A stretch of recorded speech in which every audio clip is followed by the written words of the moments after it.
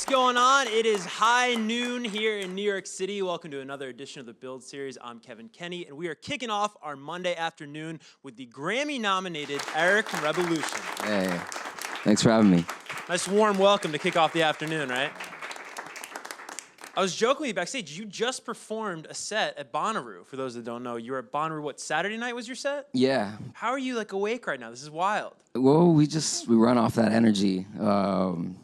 Playing on stage is what we love to do. That it gives us the energy to keep on going. So I'm hyped. I'm glad to be here. I'm stoked. Dude, it's an exciting week. Happy Free Reign week, man. This is huge. Album's out everywhere Friday. The tour's kicking off the 22nd, just a couple weeks later. This is exciting times. It is. It's super exciting. I mean, all this stuff that's recorded, that's about to come out, we've had for a couple years now. So to get it out finally, we've been waiting for June 15th for a long time, so we're excited to get it out. So you say a couple years. What was the recording process like with this record? We recorded in San Diego. Every album we've recorded in a different city, but this time was in San Diego at a place called Signature Sound. A couple guys on the band live in San Diego, so we were all together, and we did 2 sessions, took about 2.5 weeks, and just pumped it out. Right on. You mentioned where you recorded the record. I wanted to talk to you about that because there's a song off the record that I do love called City Life.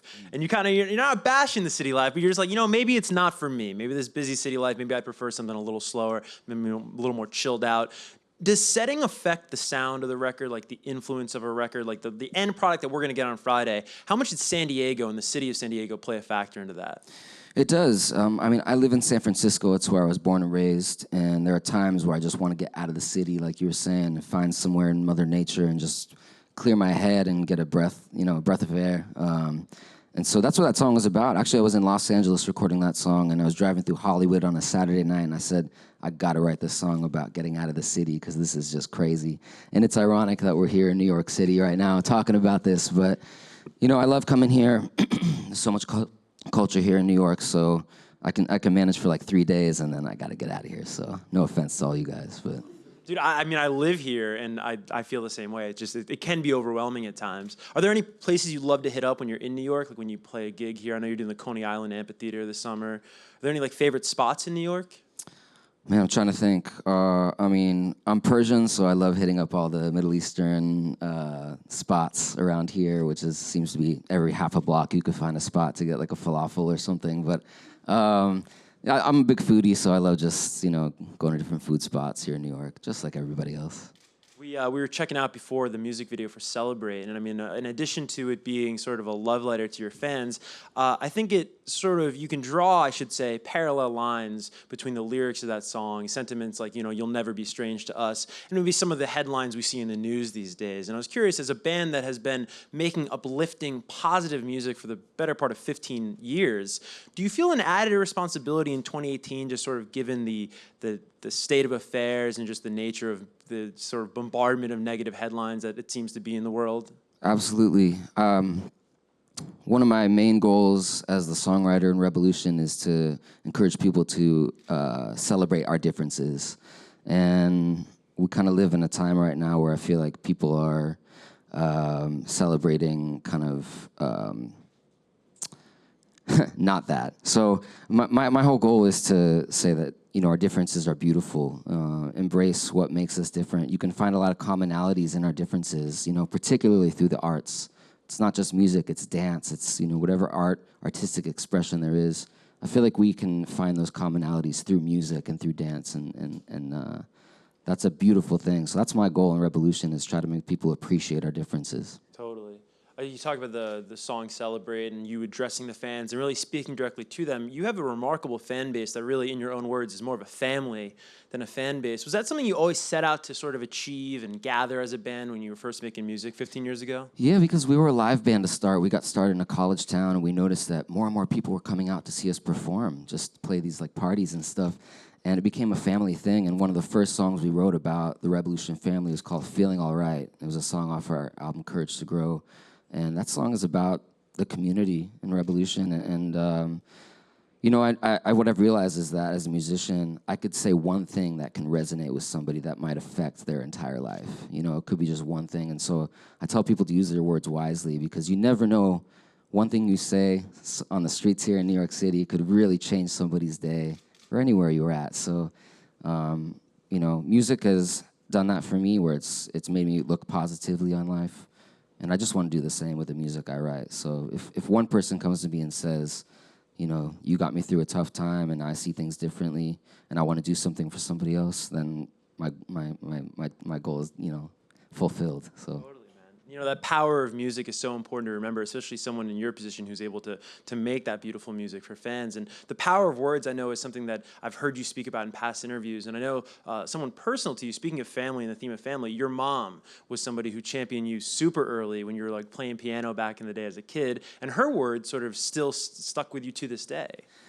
Man, it's crazy. It seems like everybody that interviews me wants to talk about my mom now. She's like the biggest celebrity. I took her to Tahiti on one of our last trips as a band. We played in Tahiti, and everyone was like, let's talk about your mom for a minute. And I was like, man, don't you want to talk about the new album or something, you know?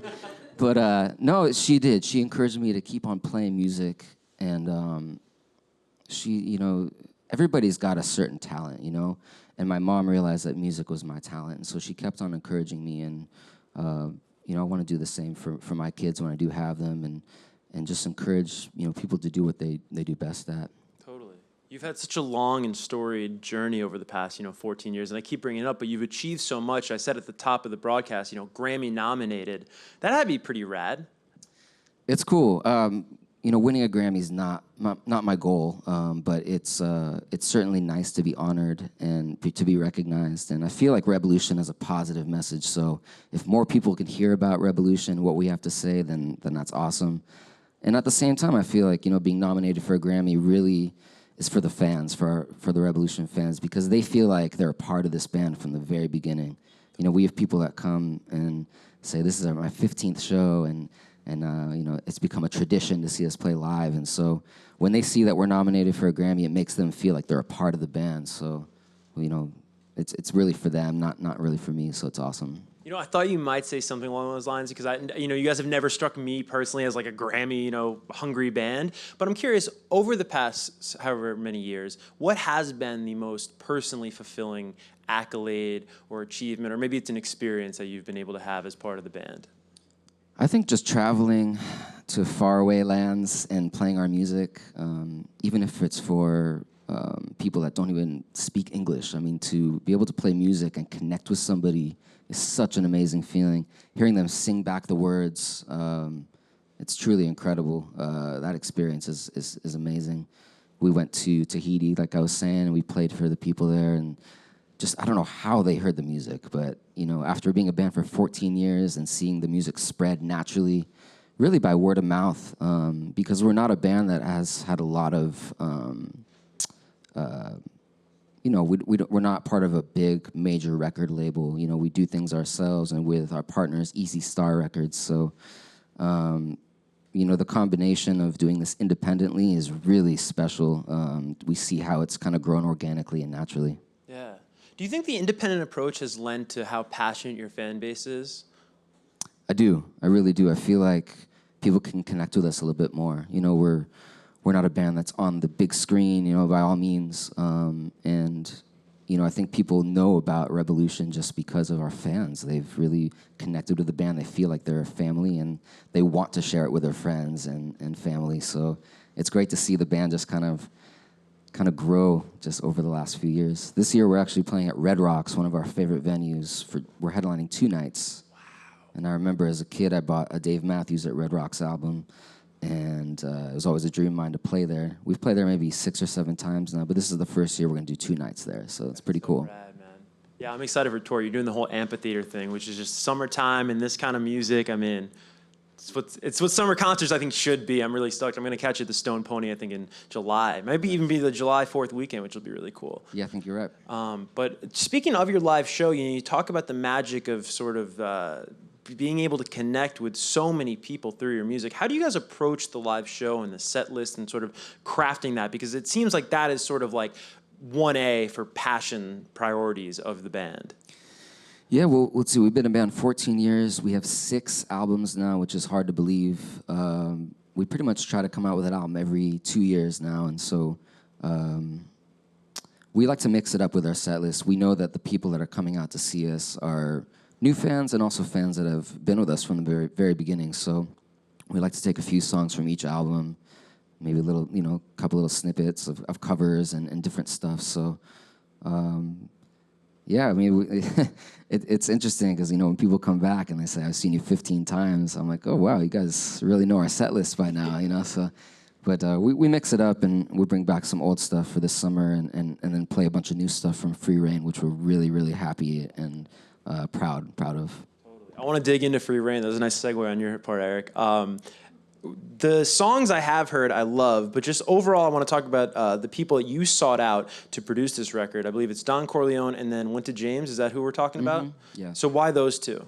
Well, they actually did 3 tracks total. The rest was produced really by ourselves. Really? Okay. Yeah. This album, we were probably the most hands-on album that we've ever done. I mean, we from the writing process to mixing and mastering and choosing the artwork and working with people to really put it out. But Don Corleone and Wynta James are both from Jamaica. They're incredibly talented, well-known producers out of there. They're not just into reggae, they like a lot of different types of music. So I think the combination of them working with Rebelution, who is certainly reggae influenced, but not completely. We have a lot of different influences. So, but getting to work with them is very special. And, obviously reggae is now a global thing, but it really started in Jamaica, and it's certainly a music that I've paid attention to, I've been influenced by for a long, long time. So getting to work with them is an honor, very cool. So when you're a band, and of course both of those producers are amazing producers, so their talent aside, but when you're a band that can self-produce and keep it in-house, what inspires you guys, or what makes you guys want to go and bring out an outside producer? Yeah, to mix it up, because it's nice to have an outside opinion. You'll notice on Free Reign there's a couple songs that are acoustic. There's one that's more jazz, R&B. Half the songs are kind of roots reggae. The songs with Wynta James and Don Corleone are more like programmed drums, and they bring that sort of element. So we want every song to have a different story. You'll find that most Rebelution album, all our albums, there's not really one common theme. It's not like a Dark Side of the Moon kind of album where front to back is sounds the same. Every song is a story in itself. So that's something we go for. Totally. Yeah, I like what you guys have been doing with the rollout of the album. It's really fun. It's kind of giving fans something to look forward to. It's is it the last Friday of every month we've gotten a song, right? That's right. So how'd you guys come up with that?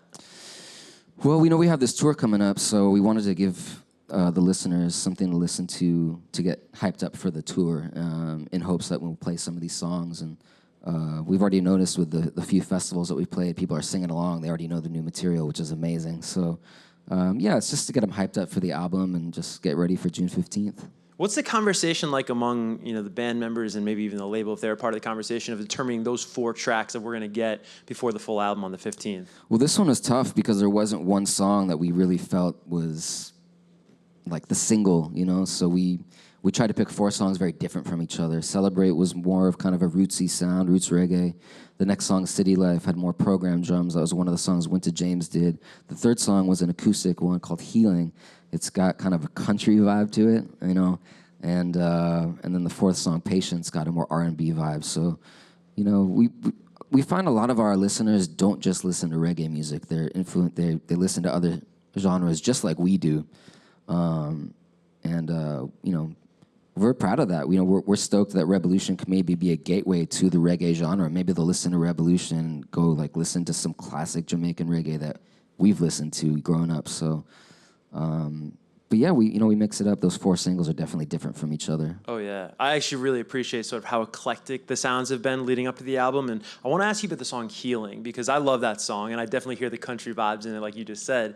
But what struck me about that song, and it kind of speaks to how talented you guys are, is that you were able to capture the feeling of that word "healing" sonically in the song. So the song almost sounds like the feeling, and I was wondering if that's anything you gave thought to when producing the record.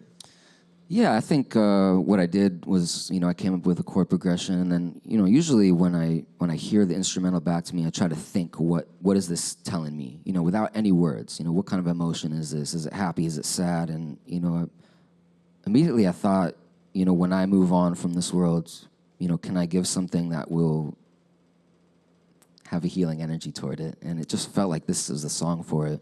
And I just want people to be able to listen to that song, just like I was talking about earlier, and just think positively, you know, and music has definitely been a healing source for me over my entire life. So it just felt like it was appropriate for that song. Totally. I want to get back to city life really quick. I know we talked about it at the top, but when you were driving around LA that night and you felt so inspired to, put pen to pad and write that song and make that song, where were you picturing? Where were you picturing to escape to when you wrote City Life?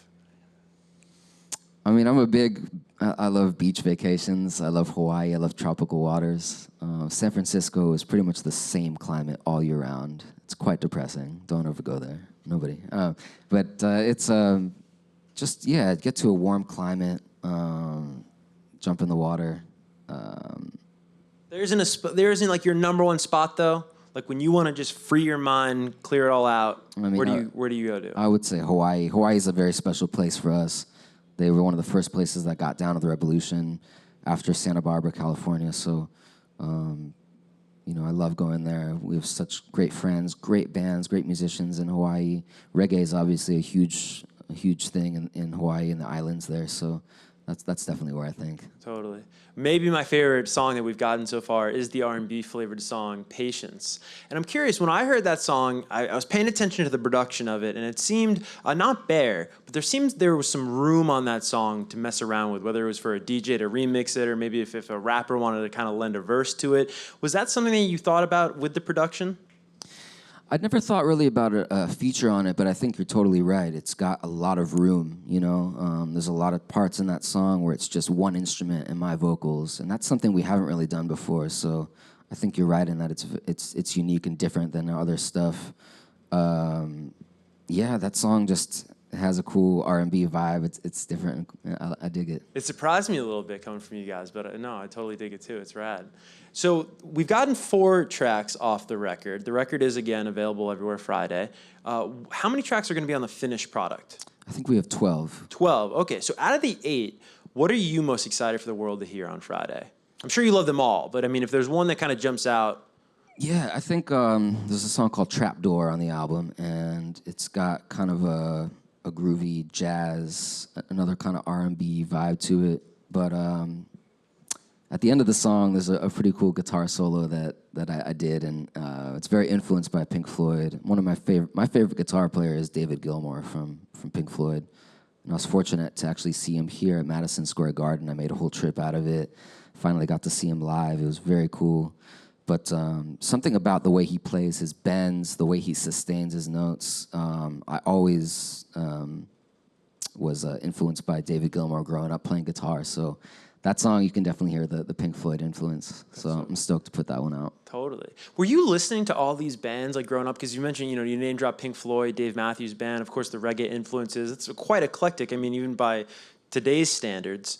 What were you listening to in the house growing up? Everything, really. My mom and dad played a lot of world music. I grew up in a Persian household, so and both my mom and dad were dancers, so they listened to a wide variety of stuff and different dance forms. So I was lucky to be influenced by some world music growing up. Then I got into alternative music, grunge, and then hip hop, acoustic music, and then reggae hit me in high school. And then that really stuck with me for, until today. I still would say reggae is probably my biggest influence, but really you're right, an eclectic mix of stuff. Yeah, totally. I know you're not, a numbers guy. I know you're not about, accolades, but I'm just curious if you ever think about success, or if you had to kind of put a label on what would make Free Rein and the Free Rein era of your band a success, how would you define that?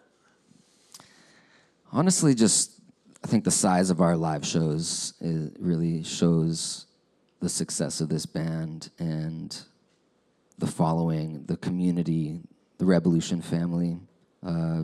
We notice that the crowds get bigger and bigger and bigger each year. And I still think a lot of people don't know who we are, And when they come to our show and they see, 10 to 15,000 people singing along to the lyrics, they go, wow, where was this band my whole life? I'd never heard of these guys. So I'm actually honored that you guys are giving us the time of day and showing our album. So I think that's really what defines success for me, is seeing the crowds get bigger and bigger and sing the lyrics with us. Right. And if Mom likes it. That's true. Mom? Yeah. Tie it all together with that. There's my mom again. All right. Well, we got a bunch of great fans here in attendance, and we're going to get to some of their questions. The first one's going to come from back here. Hi, thank you for being here. I wanted to know, how did the band get its name? Good question. We like Rebelution because, you know, the word rebel has a negative connotation, I think, and we're speaking with our words and with our music and trying to preach nonviolence and acceptance of diversity. So we really felt like Rebelution was the right name for us. Speaking positively, to me, that's a revolution. Who named it? Was it like a group thing? Actually, it was a guy that used to play with us in the band. He's not even in the band anymore. He just one day he called us and said, "How about Rebelution?" And I think the word revolution means something a little different to all of us. And so we said, "Yeah, that was it." That's right? 14 years later. All right, we got time for one more, right up front. Hi, how are you? Thank you for coming here today. I'm also a Pink Floyd fan.